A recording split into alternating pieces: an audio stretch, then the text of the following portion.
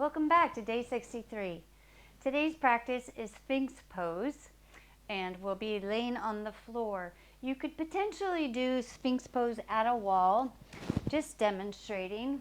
You'll be at the wall with your elbows and forearms, kind of like forearm plank, but then you'll think about you're not touching the wall, you're really kind of a little bit away from it, and you'll think about scrubbing your arms down but lifting the chest and slightly raising, looking up towards the ceiling and holding there.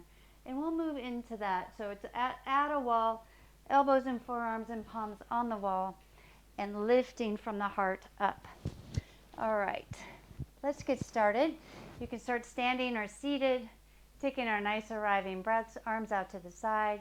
Take your nice inhale, draw your palms overhead. Exhale, lowering. You can add the head and raise, look up towards the hands. Exhaling, chin to chest, allowing yourself to arrive to your practice today. Let everything else outside go. Let's take one more, drawing the palms overhead. Exhaling, palms together and down. Okay, all we might need today is a blanket. You may not even need a blanket unless you want a little more padding under your hips and your belly. So I'm going to open mine up just about to this half fold.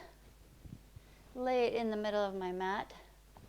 And then we'll come down to lay on the floor. You're welcome to watch so you're not straining your neck, and then we'll come down together. So we'll lay on the floor, and then we'll come to our forearms. And your elbows are right under your shoulders. Palms are straight out from your elbows. And you think about the feet can go a little bit wider than your hips. You're certainly welcome to bring them in a little bit closer, but you don't want to jam your lower back, so taking them a little bit wider gives you more space in the sacrum and the lower spine. And the thing we want to think about is it's so easy just to hang out here. You see as I'm dropping my chest and my shoulders are all hunched up around my ears. So what I like to do is think about scrubbing the elbows. I drop my chest, scrub my elbows towards my body, lengthen my spine, almost like a little cobra lifting its head. And then you think of the shoulders rolling back, shoulder blades down the back. And you relax the hips, pelvis, gently pressing down into your blanket or your mats. If you're feeling any jamming in your lower back, you're certainly welcome to lower a little bit if you need to. But think more like you're trying to separate your lower lumbar vertebrae from your sacrum to get some nice length there in your spine. And we'll move here. We'll probably move, look to the right, come back to center. We'll look to the left. We'll come back and rest, and we'll do it a few times together. So make your way down to your floor or at your wall. Remember, you're lifting the upper chest and releasing. Get ready, let's set up. So if you're coming down to your belly, feet are a little bit wider than your hips, elbows right under your shoulders. Think of that. Let's wiggle the hips just a little bit side to side to loosen up the hips and the lower spine. Allow your chest to drop towards the floor, even the wall. Scrub your elbows and palms into the mat or the wall. Lengthen your spine as you press into the elbows and lift your chest. Think of that Sphinx gazing out over you.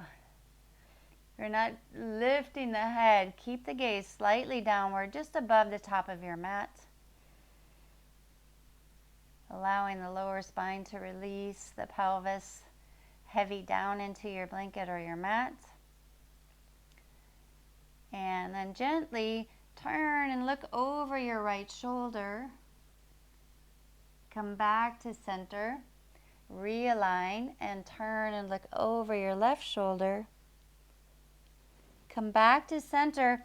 Let's lay and rest our forehead either on stacked hands or stacked fists. You can rock your hips gently side to side, again loosening up the lower back and hips. Take a nice big breath there. And big breath out. Let's come back into our Sphynx pose. So if you're at the wall, This time, step close to the wall so you can let your hips, front of your hips, press gently against the wall, elbows on the wall. And we'll all let our chest drop towards the floor of the wall. Scrub your arms as you lengthen your spine, lifting your chest. If you're at the wall, you're looking slightly upward, lifting the heart towards the upper wall. Think of the shoulder blades rolling down the back. Relax the lower spine, the pelvis. This time, let's turn and look over the left shoulder. Come back to center, realign. Look over the right shoulder. Come back to center, lower down, resting your head. If you're at the wall, you can rest your forehead on stacked hands or fists at your wall.